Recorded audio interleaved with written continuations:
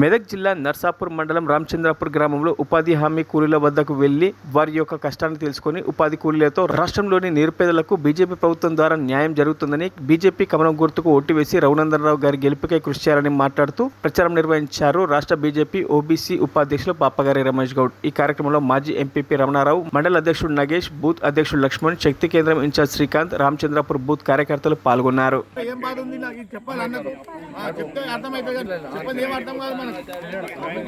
దేశానికి సంబంధించి దేశం ఏమవుతుంది, దేశం అభివృద్ధి చెందాలంటే ఇప్పుడు ఉపాధి హామీ కేంద్ర గవర్నమెంట్ సార్, ఇట్లా రామ మందిరం ఉన్నది, అట్లనే దేశానికి సంబంధించి సైన్సిస్టులు ఏసుడు కాదు